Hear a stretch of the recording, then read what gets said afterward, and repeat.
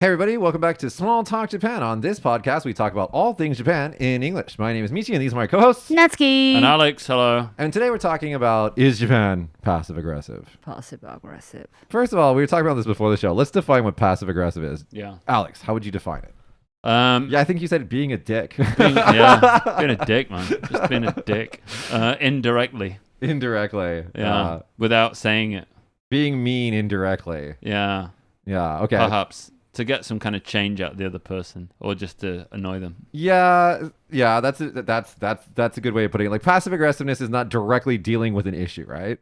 Yeah. Natsuki, before today's show, did you ever hear the phrase passive aggressive? No, so I look up into dictionary. And did you find it? And I did you found think, it. oh, this is the Japanese people? Yeah.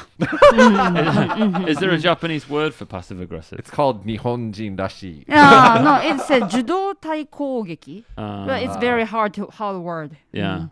So like I don't want to like we're just kidding. Obviously we love Japan. I'm a part Japanese, but it is a thing here. Like passive aggressiveness is kind of built into the culture as part of the culture, right? Yeah.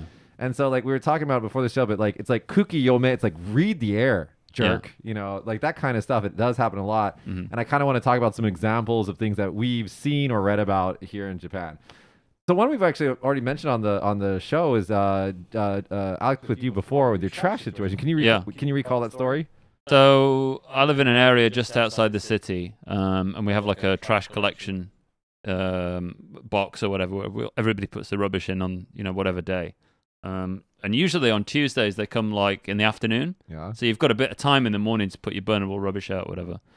So I put it out on a national holiday, a bit too late. And on the national holiday they come at 9 a.m.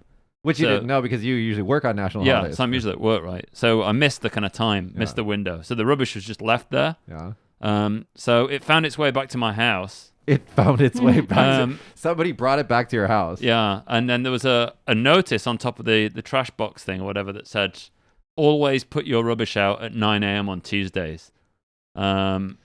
Which isn't necessary usually because they come at 2. So you can put it out any time up until 2 o'clock. Yeah. But that kind of behavior, is on one hand, it looks like it's for everybody, for the benefit of the community, so nobody else makes that mistake. But on the other hand, for the person that made the mistake, it's like singling you out and making you know that you fucked up, basically. So that's the kind of passive-aggressive behavior that you get sometimes. It would have been more passive-aggressive if they would have written it in English. They gave you the courtesy of writing it in Japanese. Missed a chance then. Let me ask you this. In England, because in America, a lot of times what would happen is if one kid in the class got in trouble, the teacher would be like, well, I'm going to say this to everyone so everybody learns from the situation, not directly to that kid. Yeah. And I thought that's so super passive aggressive. Yeah, it's very similar. Right? I'm like, what do you just tell the kid? And then if you need to tell everybody else afterwards, but the guy knows he's the guilty one. Yeah. He's sitting there like,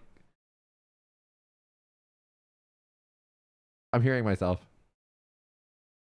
So like, we're like, that like he's the guilty one, that he's the one that had a problem, that he did the bad thing, and the teacher's like talking to everybody like it's like they're like everybody's problem, but the kid just feels like crap. He feels like shit. Yeah. It's the same situation. Like if like you put out your trash at the wrong time, it'd be way more neighborly to be like, hey, Alex, on these days you got to put it out before 9, bro. Yeah. Done. But you don't have to though either. That's the thing. It's like dictated rules or whatever. But I mean, like it's just a lack of wanting to create confrontation, basically. Don't want to have an argument. Don't want to put the other person out of face by saying it directly to them. Yeah. So do it another way. And the ultimate, cause of that, or the ultimate result, is that person feels even worse. You know what I mean? In Japan, let's talk about this. Natsuki, confrontation, like directly confronting someone and addressing something. That is just something that doesn't really happen a lot here, does it? It doesn't really happen because we don't want to hurt somebody directly, but we wanted to tell them. That's how this is happening. But like your Gomi situation happening. Yeah. But it's okay to hurt them indirectly. Right. It's okay to hurt indirectly. Yeah. For me, like so it depends on how you go about it. Sometimes like there's like a kind of an indirect way of explaining something where like it's done lovingly, that's okay for me. But when it's done with spite, I want to talk about the story from Kobe. Okay, so there's this story from Kobe. You guys can Google it and research it. This dude, it's like this little grouping of houses that are off on the side, connected by this little bridge, this tiny little concrete bridge. Turns out that the city comes to like renovate the bridge. It turns out the bridge isn't owned by the city. It's owned by this guy who didn't know that he owned it.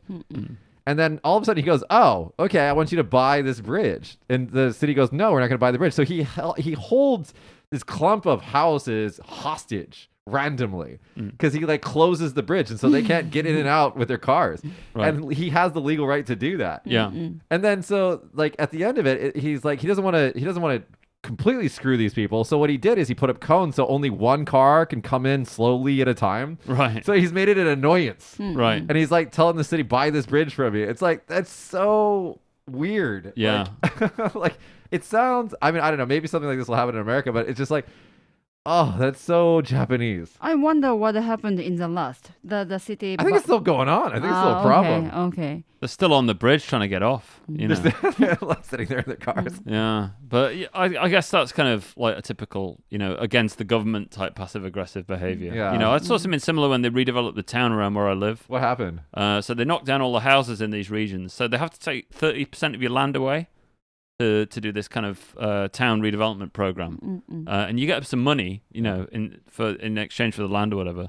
And this one guy didn't want to do it. So his house is just on its own, and it was literally barren around him, like nothing. He's just like the one holdout. Yeah, and he was there for like a year before they eventually got rid of him, or got him to move, or convinced him, or whatever.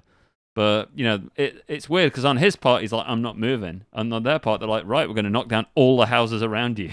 Yeah. As you're talking about it, it's bringing up memories of Narita Airport. Guys, Google this. Check this out on YouTube. There was the war of the Narita Airport in Tokyo in the 1960s, and like the government came in and like, we need to make an international airport, and all the farmers in the region were like, "F you," and they literally like went to war with like sticks and shields and fire. Really? Yeah, it was riots in the street in Narita. And that's why Narita Airport has never really been fully developed. And it's always been this kind of half-assed airport that never replaced Haneda. And in fact, I don't know if it's still there, but in fact, for a farmer, for the longest time, on top of his barn, had in giant letters, "Fuck Narita," written on top of his building in English. Really? Yeah, it was just sitting there for everybody like coming into Japan to see. No way. Yeah, it's like that's so amazing. Anyway, that level of passive aggressive defiance is great. That's just aggressive, though, isn't it? It's not passive. Well, the riots were definitely aggressive, but dude, like, could you imagine like the Japanese farmers taking to the streets like in the Edo period, just like fighting the construction workers? Well, they used to do that, yeah, occasionally, ikoiki and stuff like that. Riots. Yeah, but I think a lot of passive aggressive behavior in Japan comes in personal relationships more than anything else. Okay. Where they're not trying to break up the kind of wa of the group, the harmony of the group. The wa, harmony. But, somebody's got to take it on the other side then, right? Yeah. And you can't really say it back if you don't know who's done it. So there's a lot of this kind of behavior. Like, kind of, they say ashi o hipparu, like pull your legs. Yeah. Pulling your legs down. There's a lot of that kind of thing going on. There's also the tradition of insulting through compliments. There's a word for that, right? Homegoroshi. And so how do you define that? What's the meaning? Homegoroshi is a background compliment. Backhanded compliment. Yeah. So. Can you do it to me? Can you homegoroshi me? Alex, 超かっこいい。超かっこいい。かっこよすぎる。 I'm just taking this as fact. You know what I mean? It's not working. なんかもう全然30代にしか見えない。 Oh, I know. 何キャバ嬢あんた I'm just taking it all. No, I've had that though recently. So somebody was. She's like, it's true. Yeah, I just take it as is though. No, but one of the things, the word kakui, when it's said to like people like us, one of it, some people might mean it, but a lot of people do it as kind of a barrier. Oh yeah. Yeah, they're like, oh, you're so ikemen, so kakui, and now I'm gonna stop talking to you. And it's just like, thanks for making me feel weird and singled out. Yeah. Well, a lot of things is like, Nihongo jozu, sugoi jozu da, mo watashi yori Nihongo shabereru. So it's like, what? You're Japanese. So there's 3 levels of your Japanese improvement, okay? There's the people who tell you that your Japanese is good. That means your Japanese is shit, okay? Yeah. Then there's like, they don't say anything, okay? Then they start to correct your Japanese. they're like, you don't say this, you say this. Once they start correcting your Japanese, then you know that your Japanese is getting better. Yeah. Then they stop saying anything, then you know you're fine. Okay, Right. but if you're still in the Nihongo jozu desu ne phase, that means that you're still shit at Japanese. Yeah. You go to beyond being forgiven as a foreign person to the level where people expect you to know better. Yeah, and they start criticizing it. So I've written reports, and in there there'll be like a certain word or whatever, and they're like, "Why do you choose this word?" And I was like, "Because it's the only word I know. I don't know what I alternative. don't know what else to put in that space." What should I have written here? Please teach me. Yeah. Sarcastic way. Sarcastic. It wasn't sarcastic. I just couldn't think of another phrase to say. So okay. you know. But yeah, there is like with going back to the compliment thing, there is a way to like compliment and offend so easily in Japanese here. Yeah. Especially since compliments are so readily just handed out all the time. People don't even think it, they say it. It's weird. It's like it comes from your mouth naturally. Yeah. yeah, 太ったね とか. But that's the only That's dialect. That's that's dialect. the only direct thing that they do in Japan. They're passive aggressive about everything except telling you when you're fat. Yeah. They'll come up and grab you and they're like, futotta ne nankiro, and you're like, shut up. No, Yeah. that happens because you have a relationship with them already. If you are not friend with them, Yeah. they don't do that. I know. I'm just saying that Yeah. it does happen directly, whereas they will say other things indirectly. Yeah. Like, okay, here's a way of passive aggressive behavior in Japan. It's old and people don't use it anymore, but Taro-san ga irashatta, like Taro came in to your shop is what it means. And that's said to a shopkeeper when there's a cockroach in the restaurant. I didn't know about We've it. talked about this What? before on a Never previous heard show. this. Yeah, Yeah. it's kind of like during the before around the bubble area. Right. You'd be like Taro-san ga irashatta. It means that there's Really? a cockroach. I've never heard that before. Yeah, there's a Wow. cockroach in the restaurant, and I've actually used it once with an older master, and he knew exactly what I was saying. Really? Yeah, because I just wanted to test it, and there was a roach, and I was Right. just like, hey, Taro-san ga irashatta. He's like, oh, doko? And I was just like, oh, you understood. That's not really passive aggressive, though, is it? That's kind of helping him out. Yeah, I but guess. I guess that's not very passive aggressive. Yeah. Let's talk Kyoto. Kyoto, yeah. Kyoto. Kyoto's difficult, yeah.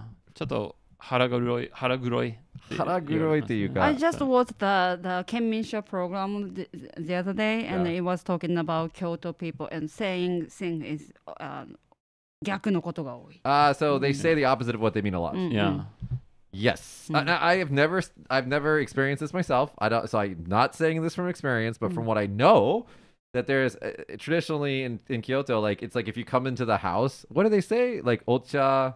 お茶漬けどうですか Yeah, like would you like some tea? And it means to あ、 get 違う、would you like some rice and tea With or whatever. green tea on it. tea? And then that means get the hell out.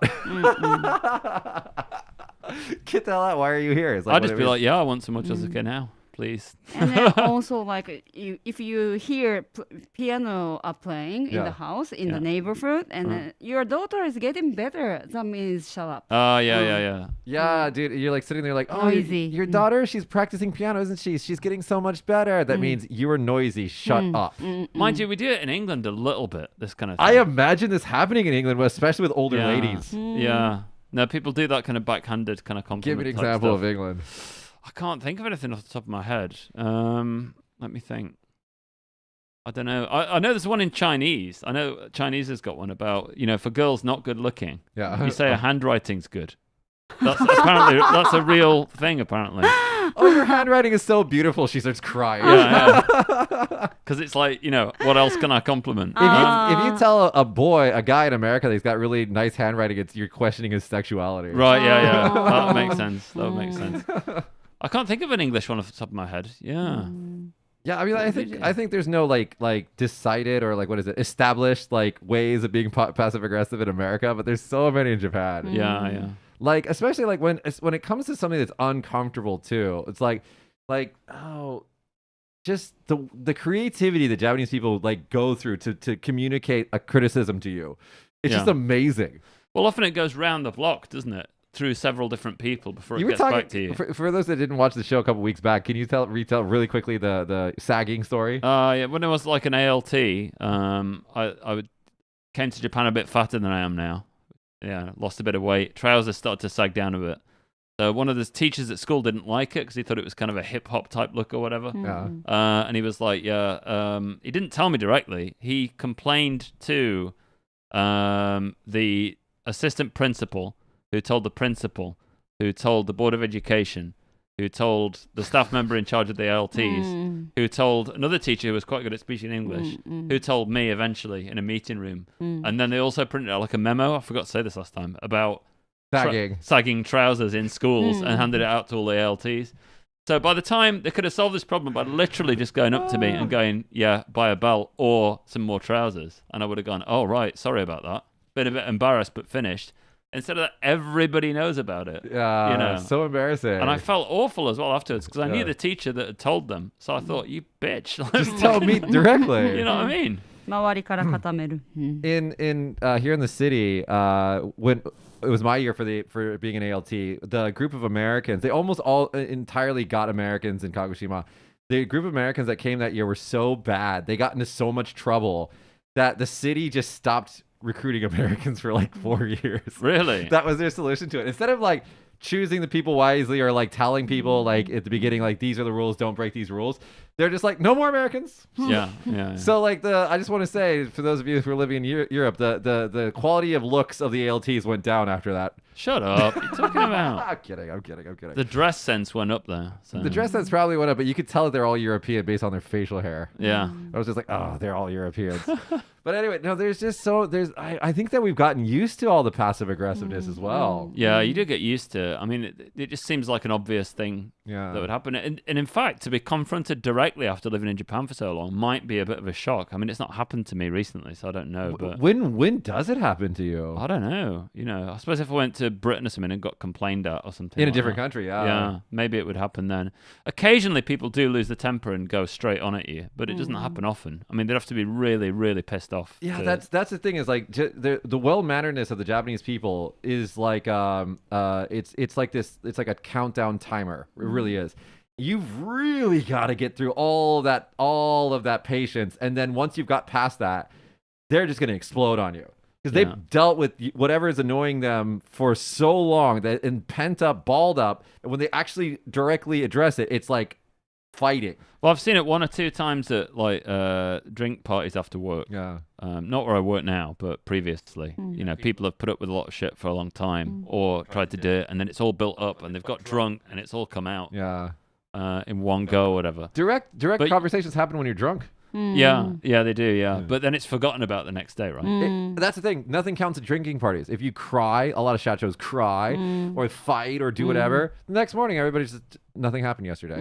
Yeah. It's all forgiven. Maybe that's why Japanese people love, doing business talk while drinking. Well, that's why like Matsuri's the same, right? Festivals. That it's all get everything out, go crazy, go wild, and then back to normal life the next day. Right. Yeah. Right. I always wanted to go to that festival where they ride the log down the hill. It just seems Well, you want to ride the log? No, I just want to look at the people and be like, why are you doing this? Stop.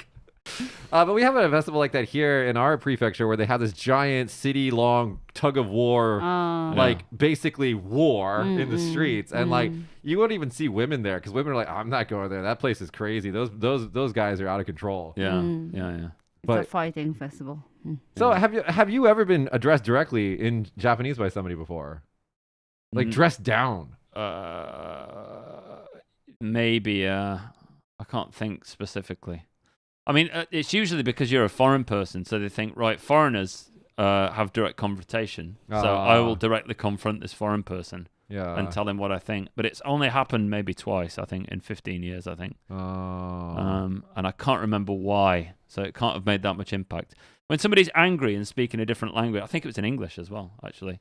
English? Okay. The Japanese people turn into foreigners when they speak English, I feel. Like their sense of culture kind of bleeds away, and they become more direct with you, I feel, when they speak English. But I'm much more indirect when I speak Japanese as well. I'm still pretty direct, but I'm nowhere near as direct as would be in English. Yeah. And I think it's just a factor of the language. You can't necessarily say what you want to say. What would happen if you did? Like, let's say we go around and just like say everything. I mean, I think we did this when we first came. But the language is built so that if you speak the language well enough, that it's built so that you can't really say that. It's very difficult to come out with something completely direct and have it be a proper sentence in Japanese. And have it be received well. Yeah, and have it to be received as well. I mean, like, there's just so many examples that are going through my head right now. For example, like if I'm in a room and it's cold, I won't ask the person to turn on the heater. Yeah. I'll grab my jacket and put it on, displaying to them my discomfort. And then they'll be like, oh, is it cold? And you go, oh, no, it's not that. I'm just a cold person. Yeah. But it means it's freaking cold and turn on the heater is what it means. And then they're like, oh, okay, I'll just turn on the heater. Like, yeah. But I walk around in a t-shirt in this weather outside. It's 20 degrees today, something like that. Yeah. I'm like, Sam, can I? It's like, aren't you cold? And like everybody says that to me. That's a whole different thing. When it's not even cold, but it's the month or it's the time of the year that it should be cold, people dress depending on the calendar date than the weather.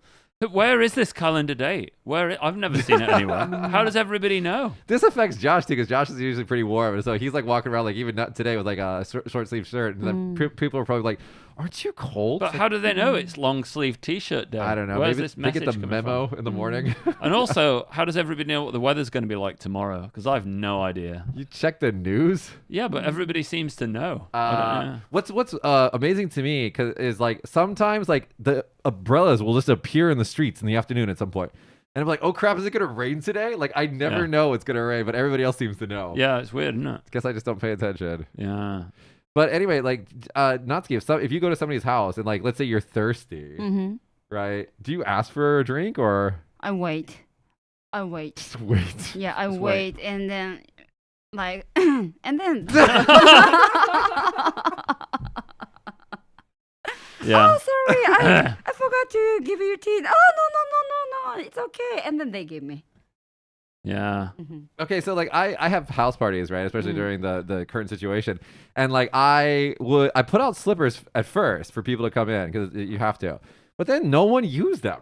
Like, people just walked in with their socks, so I was like, oh, people don't need the slippers, so I just got rid of the slippers. Then I had friends over from a different prefecture, and they came and they're like, "Where are your slippers? You're so rude." I was just like, "What is this? Like, what's the like? Do I leave out the slippers for no use? Is that what I'm supposed to do?" Well, it's just a symbol of being a good host, isn't Yeah, it? symbol of being a good The host. symbol's got to be there. All the boxes got to be checked. Yeah. Otherwise, someone's going to say something. So another thing that you see this with is precautions as well in Japan. So there's a lot of signage warning people not to do things. You know, like don't enter here, or I don't know, take your shoes off or whatever. I don't know what it might be.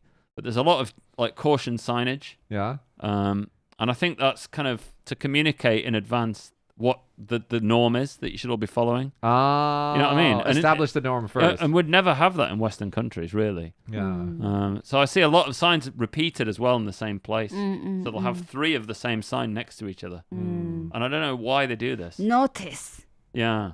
without saying. Yeah, so it's like you must notice this before you come in. There's also the responsibility part, right? Like if there's a sign, then that's the agreed upon rule. Yeah. And if somebody breaks the rule, then the staff can say, "Oh, did you not see the sign?" Right, Yeah. right. We told you before. Yeah. It's like covering their ass. If you break the rule, though, I went to Benesse House, the museum and hotel in Shikoku, Okay. modern art gallery place. And if you stay there, you can go in the museum at night time. So I Yeah. went in my dressing gown, like just wandering around this museum at night. And it's like concrete dome inside, and you can't take any photos in there. You're not allowed to take any photos. So I thought, oh, fuck this. Nobody's here. I'll take a photo. So I pulled my phone out and pressed the shutter button. It went pasha, pasha, and echoed around the whole place. By the way, guys, in Japan, you can't get rid of the shutter noise. It's mandated by law. Yeah, you can't turn it off. Yeah. So that noise echoed around the whole building, and a staff member popped their head over the balcony from like the 3rd floor above and just went and did this gesture. Like, they didn't say anything, just went like that and stood there. Can we talk about this gesture? I hate this gesture. Yeah, I can't Why stand not? it. Why not? I It's like a hate this no gesture. Yeah. No, like, okay, like I'll try to go into a restaurant or a bar, right? And then either they're full or whatever, like they're closing, whatever. Oh, I'm so sorry, we're closing, but come back tomorrow. So no, none of that crap. They're just like, and there's usually an inhale. Yeah, some people listening podcasts, so Yeah. you should explain this. We're making an X-Men symbol with our arms, like our forearms, we're crossing our forearms in front of our chest, making an X. Yeah. With their palms completely flat. This is like the no dame sign. Yeah. Yeah. And they always do it while inhaling through their teeth. Yeah. Yeah. right. I can't stand that. Yeah, it really annoys me. I remember my parents came over once to use a swimming pool here while they were, in Japan or whatever. They came over for 2 weeks or something. And went in the pool, and every Japanese pool, most Japanese pools have like a 15-minute break period or a 5-minute break period every half an hour or whatever. Okay. And you must get out of the pool. So they literally just got in, and they're all like, out of the pool, blow the whistle. Everybody has to get out.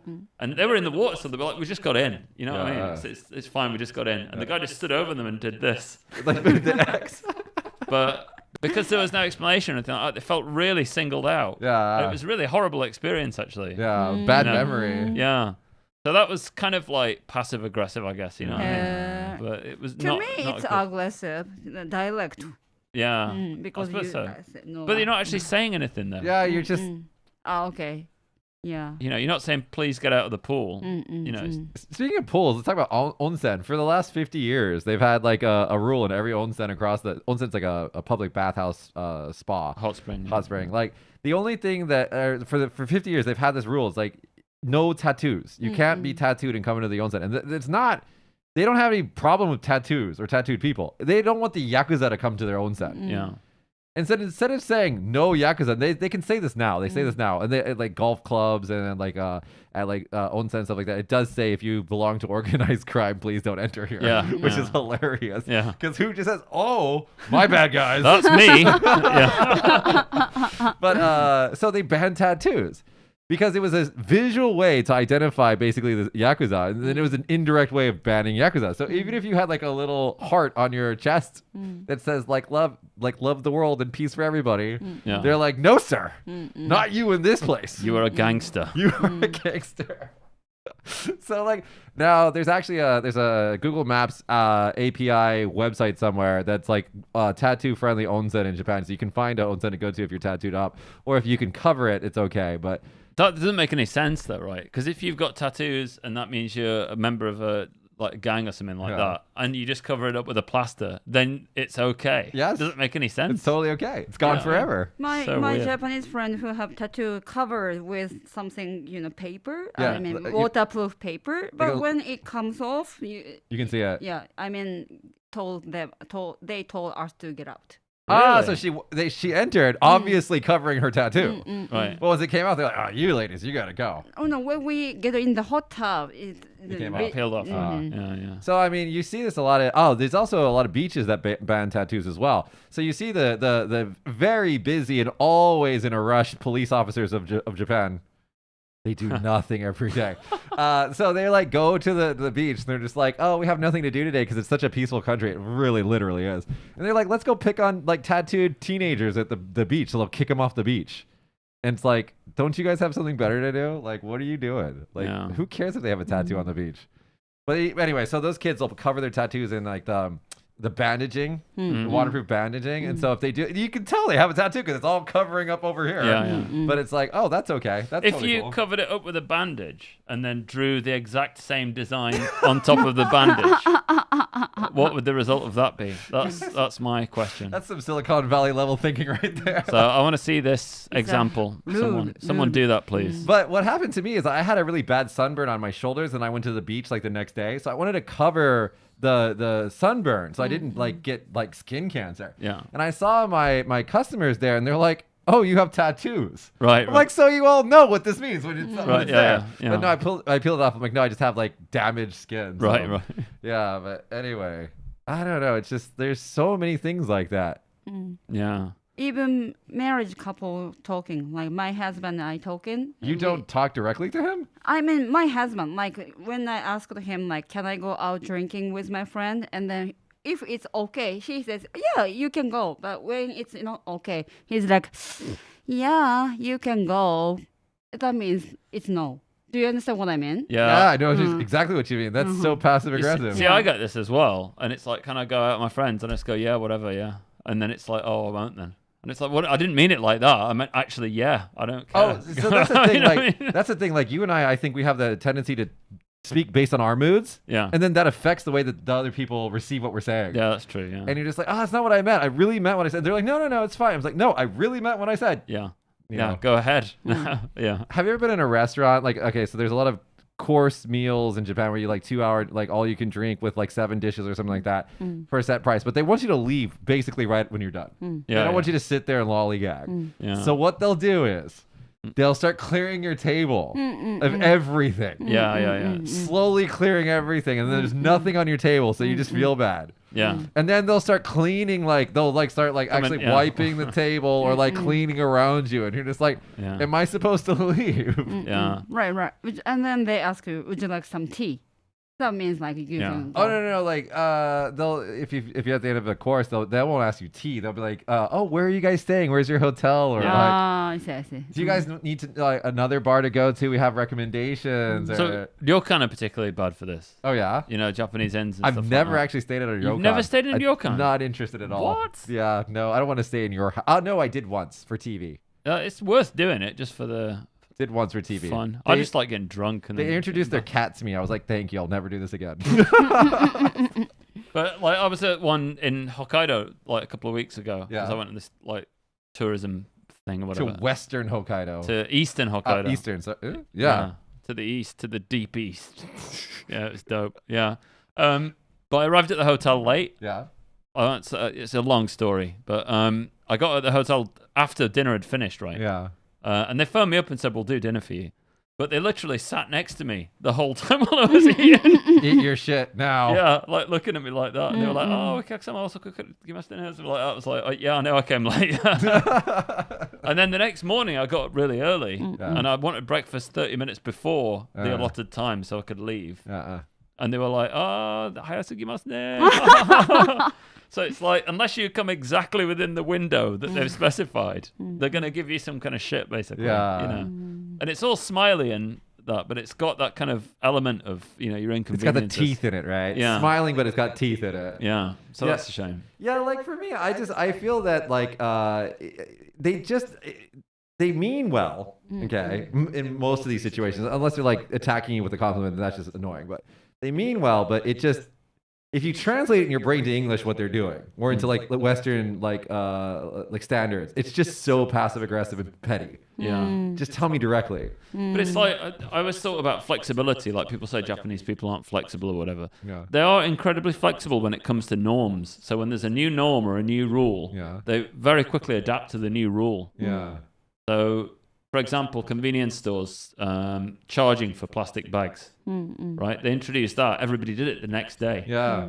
Right. There was no backlash. Yeah. Nothing. So it just happens and people do it. Yeah. But if you would have said, oh, right, you can't have a plastic bag the day before when it wasn't charged for, everybody would have been like, whoa, what are you talking about? I've Not bought until this. tomorrow. Give me a plastic bag. They would have demanded it. But because the norm changed from not getting one, so getting one to not getting one, Japanese people adapted very quickly to that. Yeah, I mean, like, if you look at the current situation in America with the mask wearing, I mean, like, how long did it take the dumb Americans to figure out, where I have to wear a mask? Yeah. In Japan, it's That's not like happened. we ran out of masks. That's the only thing that happened to us is like we ran out of masks to buy in the store. Yeah. And then it just became a norm. But I think the rules are like absolute here almost, and that's a downside to that as well, obviously, because, the rule must be obeyed then. I walk across the street when the lights are out. I don't give a fuck. You know what I mean? If I can see no cars coming, I'm sitting walk there across in the the road. busy downtown area, okay, where I own 2 businesses, okay?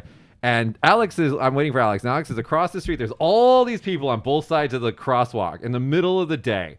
And he's dressed like a businessman, and it's red. And he just goes, hey, and he just walks right across the street. Did you? yeah. The only 2 white guys in the entire area. And every single Japanese person's like, oh, those rude, probably Americans, not following the rules. No. Did you? I do it all the time. People follow me when I go across the road. I've been walking across roads for 40 odd years. I'm quite capable of not getting run over. Sorry. And that traffic light is a guideline to help you. It's a guideline. It's a suggestion. If your grandmother was dying across the road and the light was red, I would totally wait for her to die. you would wait for her to die. Oh no. You know what I mean? So those kind of things, I do kind of push the limits a little bit. But Well, we get away with it, but I think that there are some Japanese people do it all the time as well. It depends on what time of night it is. If it's nighttime, no one pays attention to that. But if it's like daytime and it's like all the women are out with their shopping bags and everything, they follow that, man. I see the maverick types doing it all the time. So are you trying to be a maverick? Yeah, I don't follow no rules.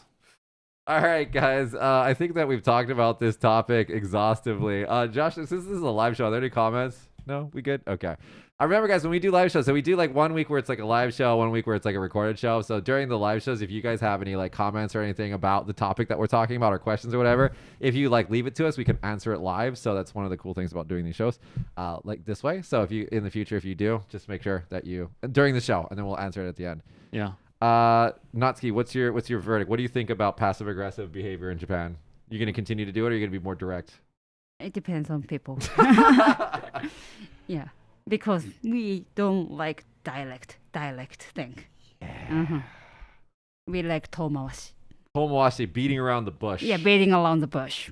Alex, what about you? I'm always direct, no matter what. What if you're dealing with people that are like business contacts that are outside of your particular circle? Direct, usually. Really? Yeah. I mean, I won't be rude, be polite, but I do go straight in what I want to say. Do you apologize first, or you just talk normally? No, I like just that? talk normally. And Like- then if there's some kind of issue with it, I explain, you know, obviously I've been in Japan for a long time, but I am English, you know. And I just want to get the most efficient course of action out there. Yeah. And people accept that. You know, there's a lot of people who are much more direct, you know, in business in Japan than you'd probably imagine. A lot of it's internal within your own company, more than outside, I find. When you're dealing with other companies now, it's a lot more flexible. Yeah. Easy Yeah. to understand. Yeah. I'd suggest that like when I deal with my staff, it's all direct. Like there's even a book that I have them read it. You know, it's called, what's it called? Radical candor, right? Radical candor. It's like you should be like radically, like should have candor and should be blunt, and like, you know, they use the term like let's rumble. Right. Like when you have to talk to somebody about stuff that it's kind of being uncomfortable. That's It's like I need lame. some time to rumble. Let's rumble. It's a very Silicon Valley You'd book. like the Dutch, man. Dutch people are so direct with what they say. Really? Much more than English people. And more so than Germans. Yeah. I mean, Germans as well. But like being a Brit, though, I think when I'm being direct, it's not as direct as an American would be. Really? So no way. The British people go around the block all the time as well. So Oh. I think the way that I do it translates better in Japanese than perhaps it might do for someone from one of those countries. In America, if it's business, it's direct. Like if you show up and you're shit, it's like, this is shit. Yeah. Like, what is this? But if you're internal in a business setting, like in an actual like you have to stay friends with these people and work with these people long term. Yeah. I think people get more indirect and more passive aggressive and things like that. Yeah. Yeah, which isn't good for me anyway. But anyway, our company, our two companies, like I think we try to be as direct as possible. But when I deal with other Japanese companies, if I'm direct with them, I'll apologize. I'm like, ごめん、ちょっとお金の話していいんですか?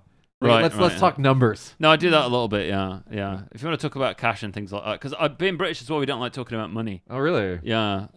So it's always a bit of a taboo topic. And you don't like hugs.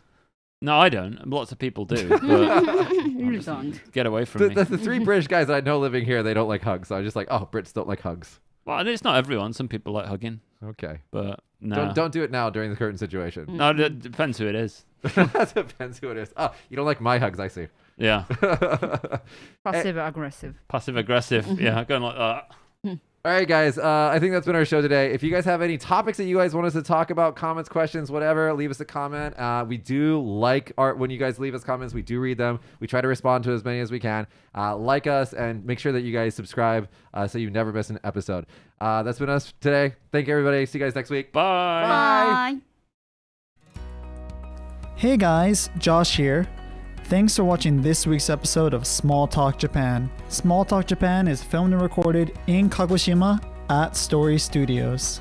This week's episode stars Michi, Natsuki, and Alex, and is produced by me, Josh. The executive producer is Michi, and hair services done by Drops Temonkan. This podcast is brought to you in part by Stapleton A. Kaiwa. Leave us a comment below and let us know what you think. Thanks again for watching, and if you enjoyed the show, click here to subscribe and click here to watch more. See ya!